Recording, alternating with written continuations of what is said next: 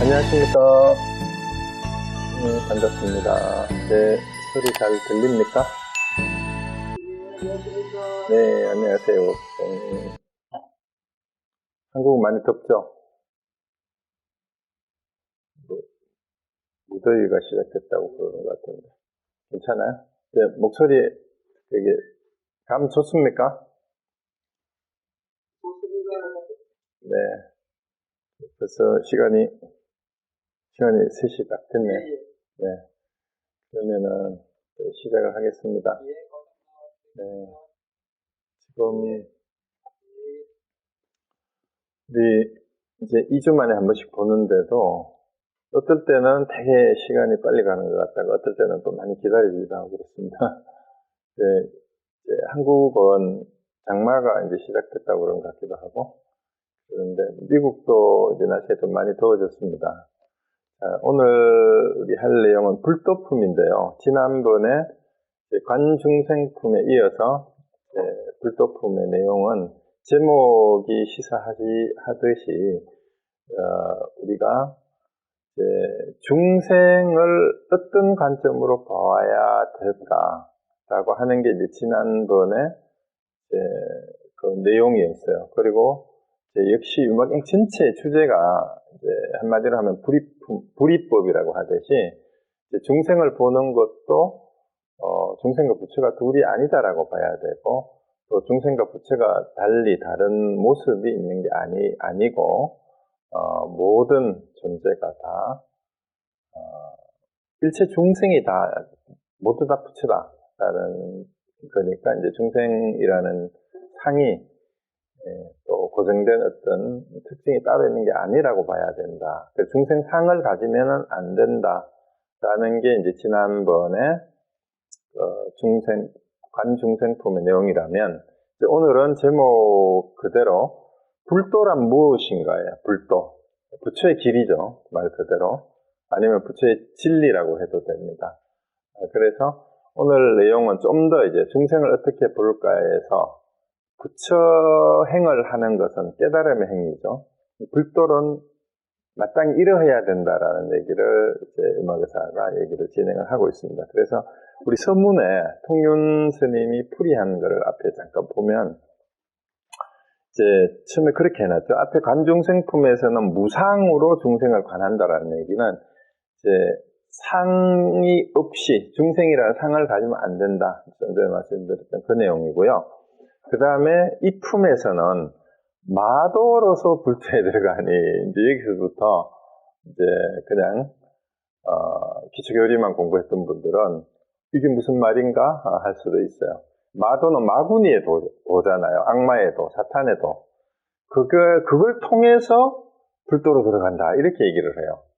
그리고 여기서도 역시 이 유마경의 주제는 방금 뭐라고 말씀드렸죠? 불이법, 둘이 아니다. 마도와 불도가 둘이 아니다라는 얘기를 이렇게 마도로서 불도로 들어간다. 이렇게 얘기를 합니다. 그래서 결국은 이제 마도하고 불도를 구분하는 게 세상 사람들은 그 뒤에 이어지는 말이 이제 중생을 관한 등 미워하고 사랑하는 마음이 없는 까닭에, 그러니까 세상 사람들은 마구니의 도는 미워하고 증오하고 죽이고 원수가책이고 이런 거고, 부처님의 도는 사랑하고 자비를 베푸고 이런 거라고 생각하는데, 사실은 미워하고 사랑하는 마음 둘 다 없어야 된다라는 그 얘기를 지금 하고 있는 겁니다. 그래서 원친이 평등하다. 그러니까 원수하고 가족이, 친족이 이게 평등하다라는 그 얘기예요. 그래서 지나치거나 싫어함도 없고, 말도로서 불도에 들어간 즉 마음에 염정이 없다라는 말. 물들고 깨끗하고, 그러니까 더럽고 깨끗하고 이런 게 없다라는 얘기예요. 그리고 보이는 모든 것에서 문득 도리를 얻는다. 이런 일체법이 자성이 없는 까닭이며 결정성이 없는 까닭이다. 자, 여기에서 이런 구절을 읽을 때 우리가 조심해야 되는 게 있어요.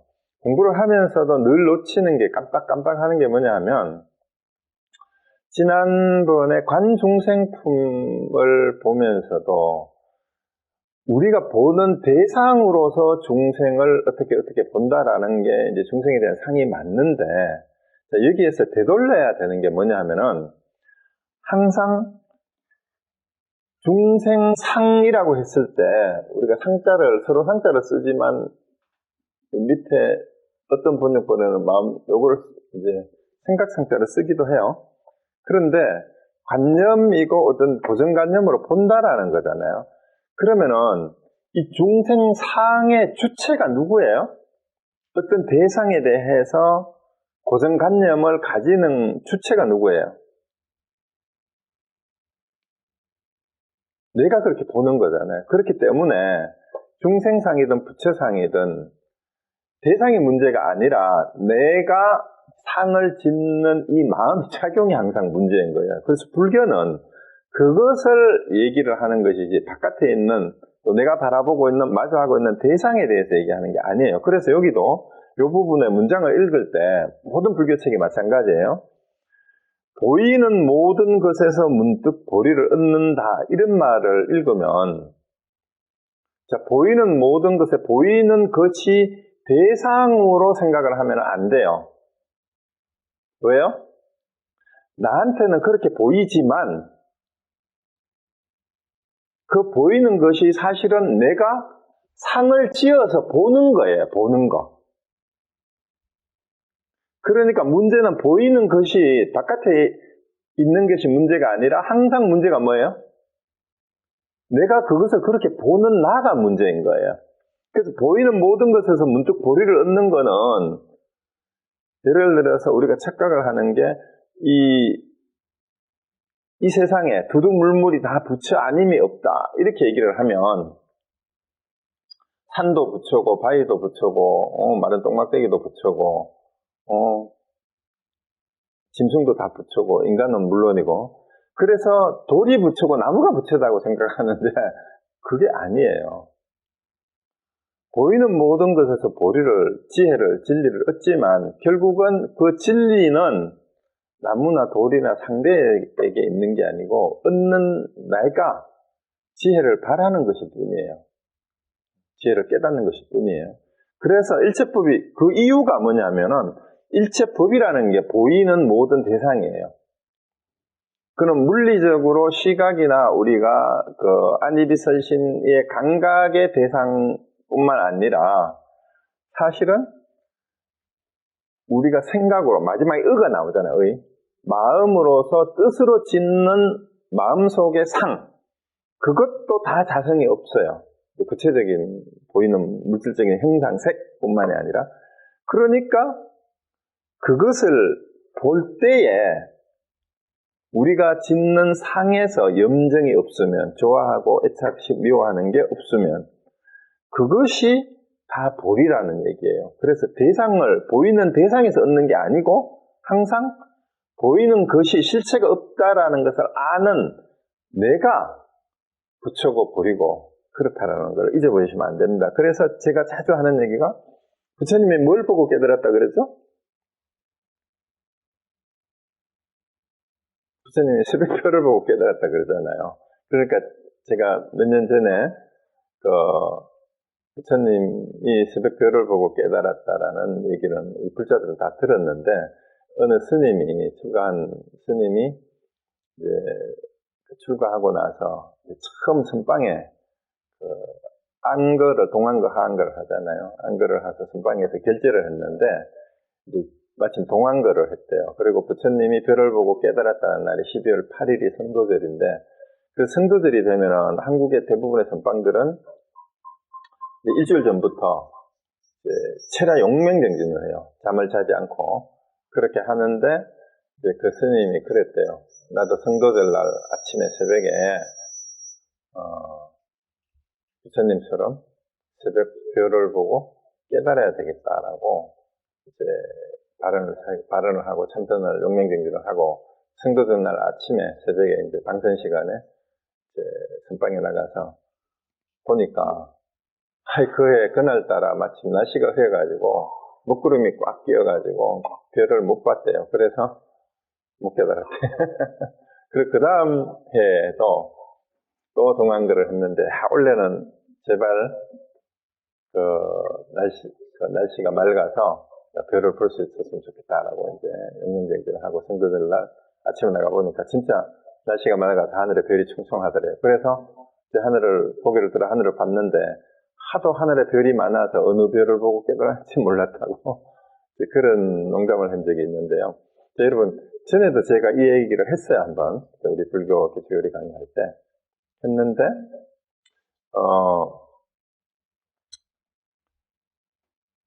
부처님이 별을 보고 깨달았을 때, 별이 문제가 아니라고 그랬어요, 그죠? 별을 보는 나를 깨달은 거예요. 별을 보고 있는 자기를 깨달은 거죠. 그렇기 때문에 우리는 별을 보고 깨달을 수 있을 뿐만 아니라 형광등을 보고도 깨달을 수가 있어요. 달을 보고도 깨달을 수가 있고. 그래서 대상이 문제가 아니다라는 얘기를 다시 한번 말씀을 드립니다. 그리고 그 밑에 사익경을 통일스님이 인용을 해놨는데요. 이 무엇을 일러 열애께서는 본내의 법 가운데 청정을 설한다고 하는가. 그러니까 본내 가운데 청정함을 설한다 이 말이에요. 그래서 본내법의 성품을 얻을 수 없는 까닭에 이거는 왜 그래요? 본내법이든 이제 정법이든 자성이 없어요. 그러니까 무엇을 일러 열애께서는 정정법 가운데 본내를 설한다고 하는가 하는 것도 마찬가지죠. 탐착은 바로 정정법인 까닭이다. 이 얘기가 탐착과 정정법이 다 실체가 없어요. 그래서 거기에서 그 실체가 없음을 아는 데에서 이제 그 깨달음과 도리도 있기 때문에 이제 이렇게 얘기를 하는 거죠. 그래서 그 다음 페이지에 넘어갑니다. 288쪽을 보면 만약 두 가지 상을 짓지 않으면 비도가 문득 불도다. 그 두 가지 상이 뭐예요? 앞에 나왔던 다 두 가지죠. 본내와 도리. 그 다음에 청정법과 본내. 이렇게 해도 되고 여기 뒤에 나오는 비도와 불도. 이것도 다 두 가지 상이에요. 어떤 정도가 있고 도 아닌 게 있다라는 것도 다 상인데 그림자하고 형체, 그 다음에 소리하고 메아리를 예를 들어서 그 얘기를 해놨습니다. 상거사가 이제 그래서 이제 그림자를 보고 메아리를 들으면서 이제 형체와 소리에 대해서 그 근원을 제대로 알지 못하고 그 실제인 것으로 착각해서는 안 된다는 얘기를 해놨고요. 그래서 미혹과 깨달음이 사실은 그렇게 연결되어 있다라는 얘기예요. 형체가 있어야 그림자가 있고 그 다음에 소리가 있어야 메아리가 있는데 메아리나 그림자를 보고 실제라고 생각을 해서도 안 되고 또 그것이 실제하고 아무 관계가 없는 것이라고 생각을 해도 안 된다라는 얘기예요. 그래서 두 개가 둘이 아니라는 그 얘기죠. 그래서 중생을 떠나서 부처를 구하면은 소리를 없애고 메아리를 구하는 거하고 똑같다. 그래서 중생과 부처가 사실은 소리와 메아리하고 같고 형체하고 그림자하고 같이 두 개가 어느 하나도 없으면 있을 수가 없는 거예요. 그 얘기를 하는 겁니다. 그리고 신신명의 첫 구절을 인용을 해서 여기 이제 해놨는데요. 이제 이거는 대부분의 불자들은 다 아는 구절인데 제가 한 번 더 인용을 해봤는데요. 여기 스크린샷을 해서 제가 가지고 온 게 있어요.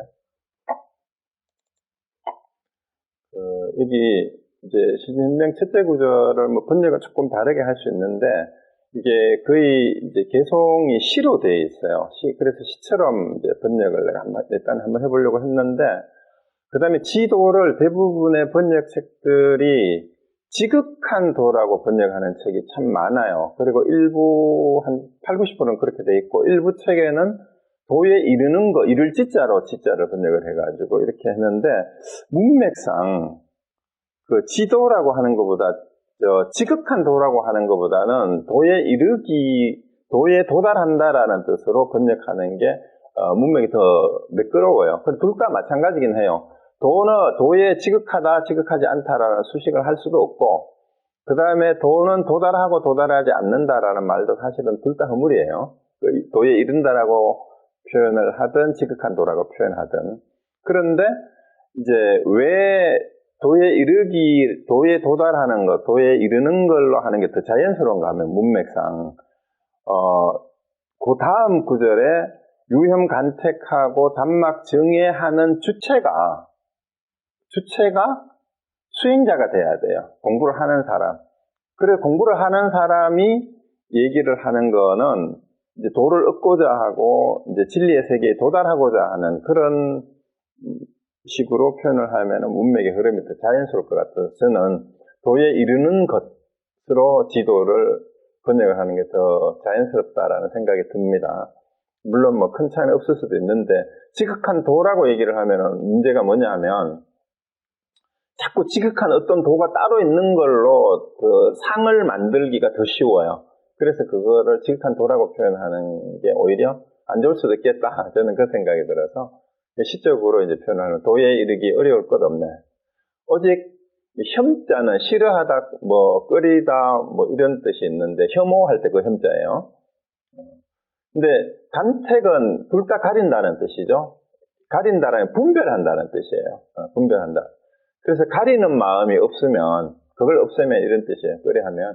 그리고 다만 단막증애라는 말도 이제 증은 미워한다는 뜻이죠. 증오.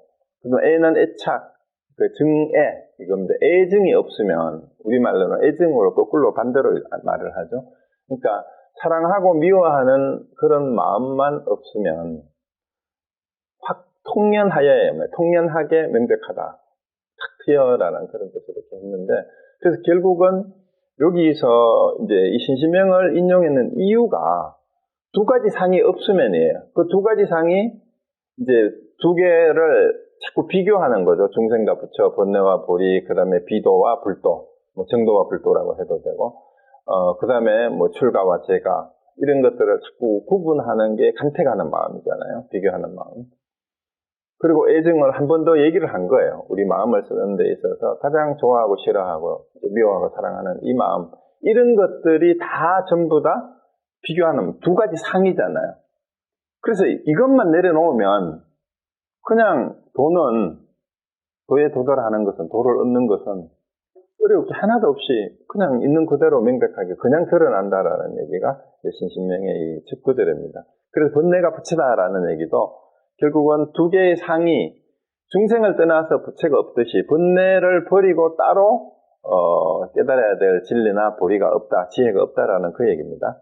자, 그러면은 결국 이번 불도품의 내용은 이 내용이에요. 이 내용을 이제 구체적인 이제 불교 예들을 들어서 쭉 설명을 하는 거니까 이제 예시를 한번 가도록 하겠습니다. 자, 본문에 289쪽에 자, 그때 문수사리가 유마일에게 물었습니다. 보살은 어떻게 불도에 통달해야 합니까? 그래서 이제 중생을 어떻게 봐야 된다라는 얘기를 쭉 하고 나니까 이제 문수사리가 다시 불도의 통달을 어떻게 해야 되냐 물었습니다. 그러니까 이제 유마일이 거침없이 바로 대답을 합니다. 만약에 비도를 행한다면 불도에 통달할 겁니다.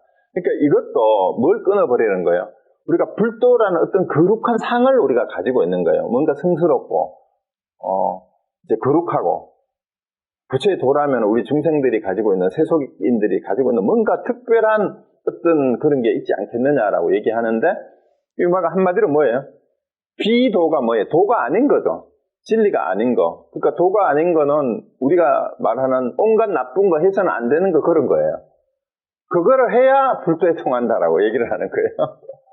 그러니까 여기서부터 이제 완전히 이제 어떤 의미로 반전이죠. 아니, 비도를 행해야 그게 불도에 통달이 된대. 그리고 그냥 이제 초급자들, 이제 예를 들어 중고등학생들이나 초등학생들한테 아니면 불교 기초교리를 가르칠 때는 이제 당장 불교 신도가 처음 되면 정식으로 불교 신도가 되려면 하는 게 뭐예요? 수계식 할 때 하는 게 뭐죠? 5계를 봤잖아, 5계. 그 5계에서 5가지가 좀 하지 말라는 거잖아. 불살생하고, 불투도하고, 불음조하고, 그런 내용인데, 거짓말 하지 말고, 이제 중독되는 일 하지 마라 하는데, 그게 전부 비도잖아. 그러고, 이제 보살, 그 다음에 뭐 식계나 나머지 이제 비구비군이 가지는 계율이 대부분이 뭐뭐 하지 말라, 뭐뭐 하면 안 된다라는 내용이 많잖아요. 그런데 그 하지 말라는 걸 행해야 불도에 통달한다. 이렇게 얘기를 하고 있는 거예요. 그러니까 성문들의 입장에서는 이런 얘기를 들으면은 또 어리둥절하고 무슨 소리야 하고 이제 이렇게 될 수가 있습니다. 자, 그래서 비도를 행한다라는 게 어떤 건가 한번 봅시다. 그 다음에 이제 넘어가서 봅니다.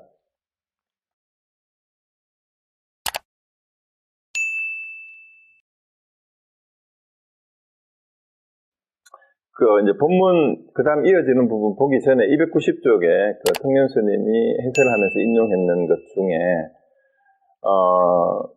꼭 제일 가운데 보세요. 승조 대사가 했는 게 제일 가운데 부분입니다. 승조께서 이르시되, 대저 도로서 도를 삼고, 비도로서 비도를 삼은 즉, 예오가 함께 일어나고, 예는 뭐예요? 더럽고 악한 거죠. 더러울 예잖아요. 번뇌의 매듭이 더욱 치성하게 나타난다. 이 말이 뭐냐면은, 도로서 도를 삼고, 비도로서 비도를 삼다는 말은 이걸 분리한다는 얘기예요. 분리. 도는 도고, 비도는 비도지. 이렇게 얘기하는 거예요. 그렇게 하면 어떻게 돼요? 온갖 더럽고 나쁜 거 하고, 번뇌가 더욱 치성해진다 이 말이에요. 왜? 이 가리는 마음이잖아요. 이게 간택하는 마음이잖아. 도는 도고 비도는 비도고 이러면은 그때부터 기준이 생기잖아.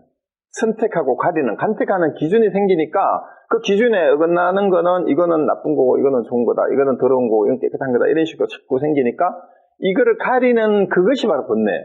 그래서 더욱 치성해진다라는 그 얘기를 하죠. 그렇게 가지고 그런 마음으로 어떻게 진리를 통해서 평등의 도를 통달하겠냐 이렇게 묻는 겁니다. 그래서 능히 도로서 도를 삼지 않고 비도로서 비도를 삼지 않은 즉 도를 도라고 하지 않고 비도를 비도라고 하지 않으면 이 구분이 없어야 된다 이 말이에요. 그래야 시비를 가리는 마음이 끊어져서 물을 만나 어떤 대상을 만나면 뭘 만나든지 이를 가히 깨우칠 수 있을 것이다. 이제 이렇게 했어요. 그리고 시비를 하면 안 된다는 역순, 시비 이런 게 다 마찬가지고 그 밑에 나오는 말도 그런 역순과 시비를 따지지 않아야 진짜 도에 통달할 수 있다. 그 얘기고. 그 다음에 남전 스님은 또 이렇게 얘기를 해놨어요. 오늘의 학인들은 다분히 출가만을 하고 입가를 기꺼워하지 않으며 좋은 것만 알고 나쁜 것은 모른다. 또 되게 재밌는 말을 했어요. 입가라는 말 들어봤어요? 우리 출가라는 말을 하는데 출가는 뭐예요? 우리 세속을 떠난다는 얘기잖아요. 그럼 입가는 뭐예요? 다시 환송한다는 얘기잖아. 그러면 여기서 남전 스님 얘기에 확인이 바로 출가한 승려들을 말해요. 공부하는 학생들은 자기들이 출가했다라는 출가상을 가지고 있다라는 거예요. 나는 승려다. 나는 스님이다. 그리고 입가를 기꺼워하지 않으면 세속으로 돌아가는데 이제 기독교식으로 말하면 저 낮은 곳을 향하여 중생들 속으로 들어가는 거를 제대로 못하는 거예요. 내가 수행을 하는 이유는 이 세상을 구제하기 위해서인데 출가 제가를 구분해가지고 되겠느냐 이 말이에요. 그래서 좋고 나쁜 것을 자꾸 구분을 해가지고 좋은 것만 알고 나쁜 것을 알지 못한다라는데 그래가지고는 반쪽짜리밖에 안 된다라는 얘기예요. 그러므로 보살은 비도를 행해야만 바로 불도에 통달한다라는 얘기는 결국은 세속에서 일어나는 모든 것들을 다 통달해야 이 말이니까 다르게 얘기하면은 세상에서 살아가는 이치를 세상 사람들의 사는 모습을 속속들이 편견 없이 다 있는 그대로 볼 수 있고 거기에 함께 어울려서 그들과 함께 울고 웃고 찌르고 뽑고 할 수 있는 진정한 공감대를 이루는 사람이라야 그게 통달하는 거잖아요. 그래야 불도에 통달할 수 있다. 그 출가해가지고 자기들끼리 모여가지고 도땅내하고 있어가지고 그게 무슨 도냐.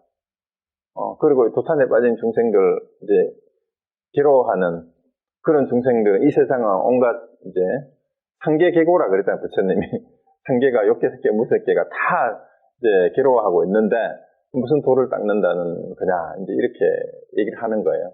그러니까 이제 곳곳에서 이런 얘기들을 통해서 계속해서 소승의 한계를 지적하면서 왜 대승인가라는 얘기를 이런 식으로 자꾸 하는 거예요. 자 이제 본문 또 봅니다. 291쪽에 문서사리가 다시 물었다. 그럼 보살은 어떻게 비도를 행해야 합니까? 중생을 구제하는 그런 수행자가 최고의 이제 경지에 간 보살들이 어떻게 비도를 행한다니 도대체 그걸 어떻게 비도를 행할 수 있느냐 이 말이에요. 그러니까 이 말이 오무관을 행하지만 번뇌와 승냄이 없이 지옥에 가며 모든 제업의 때가 없이 축생이 되며 무명과 교만 등의 허물이 없이 악의가 되며 공덕이 부족하여 색계와 무색계의 도를 행하지만 훌륭하다고 여기지 않고 탐욕을 행하여 보이지만 모든 염착에서 벗어나 있으며 계속 연결된데 좀 끊을게요. 자, 오무관은 뭐예요? 무관지옥에 들어갈 수 있는 오역제잖아. 5대 역제. 가장 큰 5가지 잘못을 저지르더라도 그게 나옵니다. 오역제는 그게 나와요. 이제 부모를 살해한 죄, 아라한을 살해하고 이제 부처님의 몸을 이제 해치고, 그 다음에 오역죄 가운데 하나가 승단의 하합을 깨뜨리는 게 들어가요. 승단의 출가, 이것이 오역죄인데, 이걸 저지르는 한이 있더라도 이 말이에요. 이걸 행하지만 그 안에서는 법례와 승례미 없이 지옥에 가는 이유가 뭐예요? 지옥에도 이런 오무관죄를 지어가지고 무관지옥에 떨어진 중생들이 많이 있어요. 그러면 그러한 중생들도 불생이 다 있어요. 이들도 포기하면 안 된다는 얘기예요. 그래서 그들과도 그들의 삶과 함께 할 수 있어야 된다는 얘기예요. 그래서 분내와 성림이 없다는 얘기는 보살이기 때문에 오무관행을 행하지만 심지어는 이런 극악무도한 부모를 죽이고 부처님을 해치는 승단의 하합을 해치면서까지도 왜 그러면은 그걸 해요? 그걸 해야 지옥에 가니까, 지옥에 있는 중생들한테. 그렇지만 거기를 가는 이유는 그렇게 행하면서도 번뇌와 승냄은 없대요. 그래서 지옥에 가서 이제 지옥 중생들을 구제를 해야 되니까. 그리고 모든 죄업의 때가 없이, 여기서는 이제 그 육도윤회를 순서대로 얘기하는 거예요. 지옥, 축생, 그 다음에 인간계에서 일어나는 일, 그리고 이제 또 아수라가 되고 뭐 천상계에 태어나고 하는 모든 일들을 사실은 이게 다 마음에서 일어나는 일들인데, 그 어디에도 걸림이 없이 육도를 자유자재로 오갈 수가 있도록 해야 된다라는 그 얘기를 이렇게 쭉 나열한 겁니다. 악의가 되기도 하고. 그렇지만 그 지옥이나 축생이나 악의가 또 아수라가 행하는 전형적인 그런 마음에 전혀 끄달림이 없는 거예요. 그런 마음은 없이 그걸 행한다라는 얘기예요. 무명과 고면도 없고. 그리고 이제 공덕이 부족해서 색계와 무색계, 이쪽은 이미 천상계로 올라가잖아요. 그죠? 그런 걸 행하지만 거기에도 걸림이 아무것도 없고, 훌륭하다고 여기지 않고 탐욕을 행하지만 염착이란 말은 물들어서 애착하는 바가 없다 이 말이에요. 오염되어서. 그리고 진내를, 탐진치가 우리 삼독심인데 버려야 된다고 얘기하는데, 탐진치를 행하지만 이 말이에요. 모든 중생에게 분노를 일으켜 장애되는 바가 없고라는 말은, 이게 흔히 이제 능종능탈 투탈자재라는 말을 흔히 해요. 그러니까 살리고 죽이고 뺏고 주고를 마음대로 자유자재로 한다는 얘기는 탐진치를 하는 이유도 중생들을 구제하기 위한 방편이 될 수도 있다는 얘기예요. 그 다음에 우치도 여기 나오죠. 그리고 행하지만 지혜로서 그 마음을 조복하며. 간탐이라는 말은 뭐예요? 간은 인색할 간자예요. 인색하다, 아끼다 이런 뜻이죠. 그러니까 자기 거는 베풀 줄 모르고 아끼고 인색하는 게 간이고, 탐은 남 거를 뺏으려고 하는 게 그게 탐이에요. 그 간탐이라는 말은 자기 거는 아끼고 인색하면서 남 거는 끊임없이 챙기려고 하는 게 그게 간탐입니다. 탐욕. 그러니까 인색함과 탐욕이죠. 간탐은. 간탐을 행하여 보이지만 그 간탐의 반대말이 뭐예요? 보시예요. 보시. 사실은 안과 밖에 가진 바를 버려서 버리는 게, 가지는 걸 버리는 게 진짜 보시예요. 그러니까 신명을 아끼지 않으며, 그 다음에 회금을 행하되, 그러니까 계율을 어긴다라는 얘기죠. 훼손하고, 청정한 계에 어기되 청정한 계에 안주하고, 작은 죄라도 오히려 큰 두려움을 품며. 그래서 우리가 전에도 제가 그 말씀 한번 드린 적이 있죠. 청정비구는 지옥에 갈 수가 없고, 그 다음에 파괴승은 지옥에 가지 못하고, 청정비구는 지옥이 아니라 극락에 갈 수가 없고, 파괴승은 지옥에 갈 수 없다. 이 말이 안 되는 말 같죠? 파괴승이 지옥에 가야 되는데 파괴승이 지옥에 갈 수 없어요. 그 다음에 청정비구는 극락을 못 가요. 이게 역설이죠. 이제 그게 뭐예요? 청정비구는 계율을 지켜야 되니까 계율 자체가 지옥이라는 얘기야. 그러니까 그 지옥에 살면서 어떻게 그 즐거움을, 극락을 누릴 수 있겠냐 이 말이고, 그 다음에 파괴승이 지옥을 못 간다는 얘기는 지옥을 깨트려버렸어. 그러니까 갈 지옥이 따로 없습니다. 네, 파괴라는 말을 이제 다르게 쓰는 거예요. 일체 모든 계율을 다 없애버렸다는 얘기야. 그러니까 지켜야 할 계가 없는 게 파괴예요. 계율을 어긴 게 아니라. 그러니까 가야 될 지역도 없는 거죠. 자, 그 역설을 우리 유마경을 보면서 이제 이해를 할 수 있어야 대승인데, 대승이란 말은 그만큼 수준이 높아져야 된다는 얘기예요. 간택함이 없이. 그 다음에 진해를 행하여 보이되 항상 자비로서 입력하며, 그게 상반되는 얘기를 계속 같이 하는 거예요. 게으름을 행하여, 이게 다 둘이 아니라는 얘기죠. 행하여 보이지만 부지런히 공덕을 닦으며, 그 다음에 산란스러운 생각을 행하여 보이지만 항상 선정을 전념하며, 우치를 행하여 보이지만 세간과 출세간의 지혜에 통달하며, 그 다음에 속이는 행위를 보이지만, 여기 속인다기보다는 여기는 아첨할 첨자예요. 여기 지금 한자가 오타입니다. 여기 지금 속이는 행위 갈로 안에 있는 그 글자는 도자예요, 그게. 도자인데, 아첨할 첨자는, 여기에, 말씀한 변에 글씨가 비슷해 보이는데, 이렇게 써야 됩니다. 요게 아첨할 첨자예요. 이걸 고치세요. 칠판 보이시는가요? 이거를 내가 이거 꺼야 되겠네. 칠판에 여기 아첨할 첨자입니다. 여기에 책에 있는 거는 도자예요. 도자. 의심할 도자예요. 그래서 여기 속이는 행위가 아니라 첨위, 그 아첨하고 위선이라는 뜻이에요. 그 집. 그걸 보이지만 훌륭한 방편으로 경전의 진리를 따르며, 그 다음에 교만을 행하여 보이지만 중생들을 건네주는 다리가 되고, 그러니까 이 교만을 행하여 보내는 게, 이제 예를 들면 여러 가지가 많은데, 우리 책에도 295쪽에 그 예를 들고 있어요. 295쪽에 거기 가보면은, 운문스님하고 임재선사의 얘기가 나오잖아요. 그 운문스님은, 심지어는 부처님의 탄생계에 관해서 설하면서, 운문스님이 뭐라고 얘기를 했어요? 부처님 오신 날 봉축 법문을 하는데, 예를 들면, 이제 부처님이 태어나자마자 주행칠보 7걸음을 걷고, 동서남북으로 7걸음을 걷고, 하늘과 땅을 가리키면서, 천상천하 유아독존이라고 했는데, 내가 만약에 그 자리에 있었더라면 한 몽둥이로 때려잡아서 개한테나 던져줬을 것이다. 이렇게 얘기를 했어요. 이 얼마나 교만한 표현이에요? 이제 한 종교의 승직자가 그 종교의 교주를, 창시자를 한 몽둥이로 때려가지고 걔한테 던져준다고 이렇게 얘기를 하니까 이제 보통 사람 들으면은 저게 무슨 망발이냐 이렇게 되는 거죠.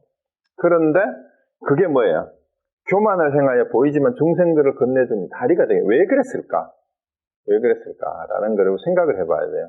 그래서 왜냐하면은 이 부처가 너무 우상화가 되어가지고, 이제 보통 사람들은 도저히 다다르거나 범접할 수 없을 만큼 우상화가 돼 있어요. 그때 당시에 이제 중국에서 운문스님이 계실 때.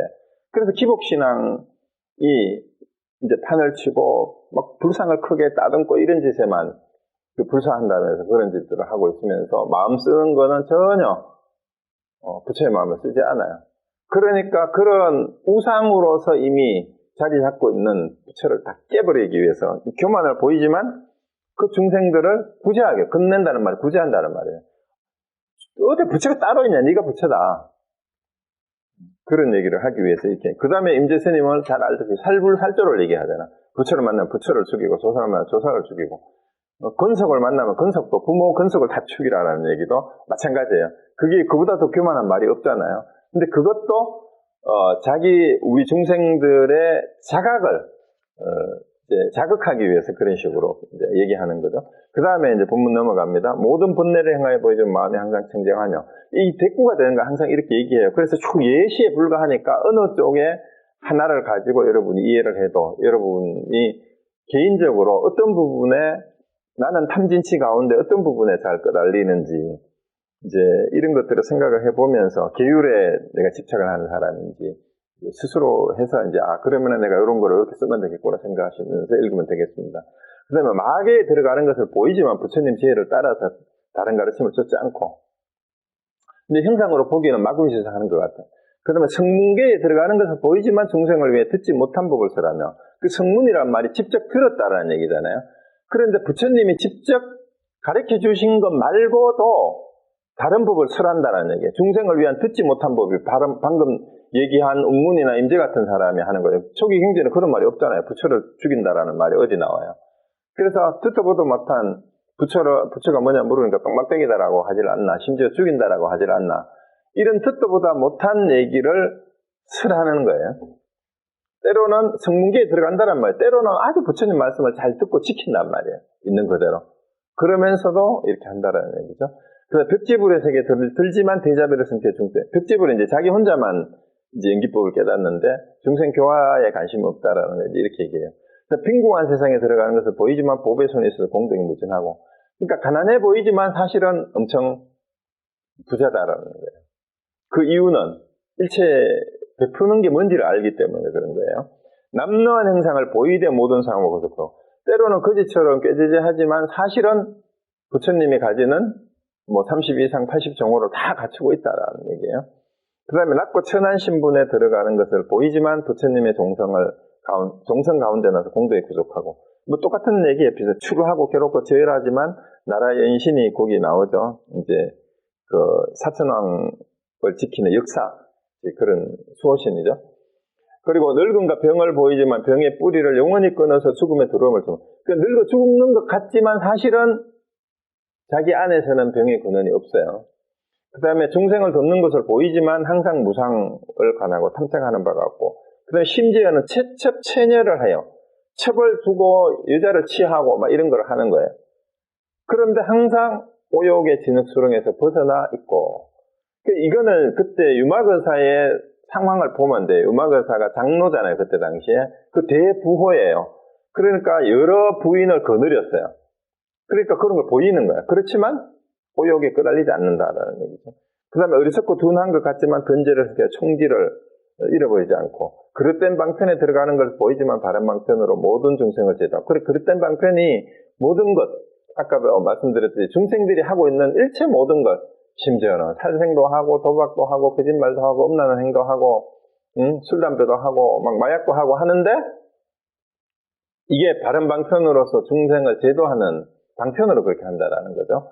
모든 전제의 길에 주로 들어가는 것을 나타내보죠. 그 인연을 끊고, 그 다음에 그 연연해 하지 않는다는 말이에요. 어떤 것을 해도 열반을 나타내 보이지만 생사를 끊지 않는다는 얘기는, 이미 열반을 알고 열반을 성취했는데도 불구하고 겉모습은 생사가 있는 것처럼, 부처님도 생사가 육천에 있었잖아요.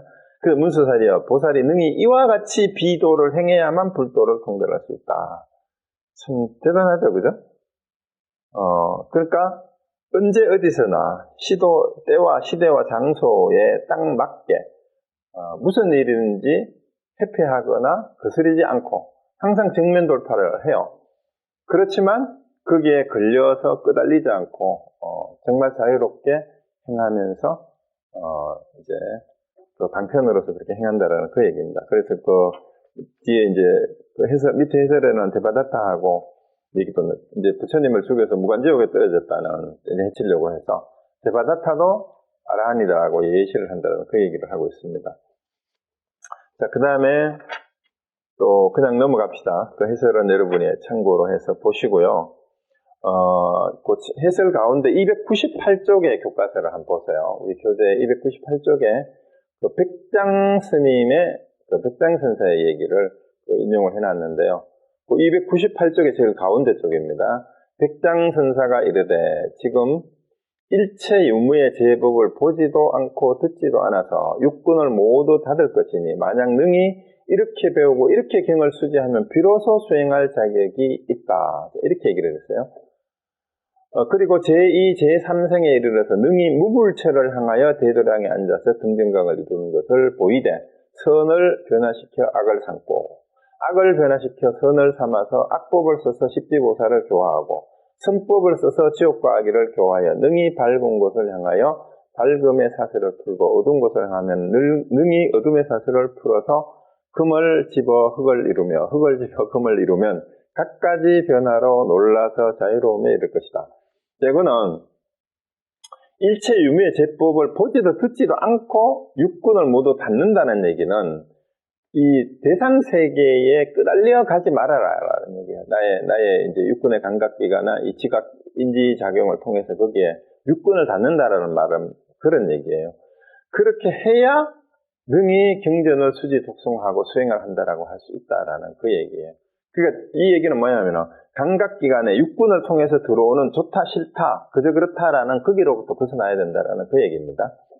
그리고 맨 마지막 여기 밑에서 보면 그러므로 알라 거기 보면 불도의 문은 매우 넓어서 가히 들어가지 못할 바가 없건만은 다만 중생의 마음이 협소하여 스스로 장애를 일으키는 까닭에 불도에 들지 못하고 몸을 굽혀 걷는 것이니 만약 이 뜻을 안다면 불도에 가히 들어가지 못할 바가 없으니 이르기를 집집에 길이 있어 장안으로 통한다. 자, 그러니까 불도에 도달하는 게 특별히 무슨 방편이 따로 있는 게 아니다 이 말이에요. 그러니까 어두운 데서도 되고 밝은 데서도 되고 어두운 데서는 밝히면 되고 밝은 데서는 또 조금 덜 밝게 눈부시잖아 너무 밝으면 그럼 또 어둡게 하면 되고 악은 선으로 선은 악으로 자유자재로 쓸 수 있어야 된다라는 그 얘기예요. 앞에서 했던 얘기가. 그래서 어디든지 있는 그 자리에서 눈이 밝으면 모든 것이 다 방편이고 불도로 수행하는 게 되는데 꼭 가려가지고 수행하는 데를 따로 찾아야 되고 방법을 따로 찾아야 수행이 아니다 이 말이에요. 그게 가가유로 투장하는 또 비슷한 다른 말로 문전일로 투장하네라는 말도 써요. 문 앞에 길이 장안이 이제 그때 당나라의 수도잖아요. 모든 길이 이제 서양에서는 속담이 뭐예요? 로마로 통한다. 로마 제국 시대에는 그 속담인데 당나라 때는 모든 길이 장안으로 통한다예요. 이 말은 뭐냐면은 궁극적인 목표 깨달음을 장안이나 이제 로마로 표현을 했다면 궁극의 핵심 어디서든지 시작하면은 다 갈 수 있지. 그게 도달하는데 도달할 수 없는 길이 이 세상에 없어요. 여러분이 서 있는 자리에서 출발하면 다 장안에 도달할 수 있다라고 이렇게 얘기하는 건데 사실은 장안이 따로 있는 게 아니에요. 또 다르게 얘기하면 뭐예요? 내가 발딛고 서 있는 이 자리가 장안이에요. 장안이 따로 있는 거 아니에요. 그렇게 이제 이해하시면 됩니다. 자, 그 다음 본문